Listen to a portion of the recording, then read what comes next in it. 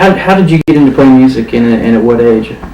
I started playing drums about age 9, and I've been playing obviously all my life. Drums have been an enormous passion for me. Especially when I was a little kid and got my first drum set, I would set it up in my bedroom, and I would turn out all the lights and put flashlights and shine them on the drum set, like I was going to be on the big stage, and just go to sleep, looking at my drums glistening in the spotlight. So that's kind of what got me started. The first music I was exposed to as a youngster that got me involved with drums was jazz music. A drummer by the name of Buddy Rich, and he was my first influence as a drummer.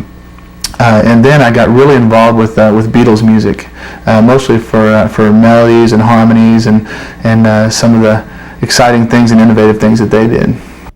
I can't recall really when I first heard Jimi Hendrix music, but since I got so involved with Beatles music and then kind of late 60s music, and Jimi Hendrix kind of came in a little late for me. But what intrigued me most about Jimi Hendrix's music was his first drummer, Mitch Mitchell, who was a jazz drummer in a rock and roll setting. And he was really exciting because he was crossing over into rock and roll music, but playing unorthodox fills and putting fills where they didn't belong, and kind of playing off of Jimi Hendrix's innovative guitar style. And I thought that was extremely exciting and so different and I think everybody at that time thought that was a different way of playing drums or approaching the drums. And then, of course, later on, you had Buddy Miles came along playing with Jimi Hendrix, and he was a straightforward rhythm and blues drummer, completely different than Mitch Mitchell. So it was an exciting transformation, which I like. In playing with Oreo Blue is almost the exact same kind of experience.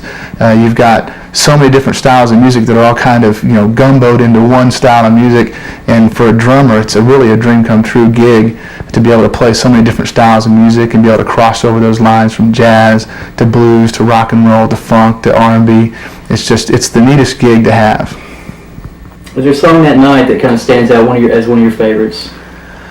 Well, they're all my favorites because I actually got to perform. I think from a favorite song, actually, I'd probably pick 2 favorites. I think All Along the Watchtower is a favorite because it's kind of a free-form song, and the way I approach that song from a drummer's point of view is just feed off of the guitar and the sax, and it's so open, and there's just so much room to just freeform, over the top of what those guys are doing, what Brian and Gary are doing, because they really they'll lead you into places that you probably have never been. Chances are I never play the same thing twice on that particular song.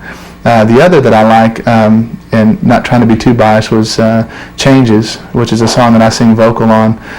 It's a real challenge for me. It's actually Buddy Miles, the drummer in the Band of Gypsies album, sang the lead vocal on that. So I try to have to get into Buddy Miles' mindset. Where is he coming? He wrote the song, actually, so where is he going? Where is he coming from? Can I actually hit the notes he was hitting and keep the groove going at the same time? It's a real challenge. So those 2 songs in particular I enjoyed.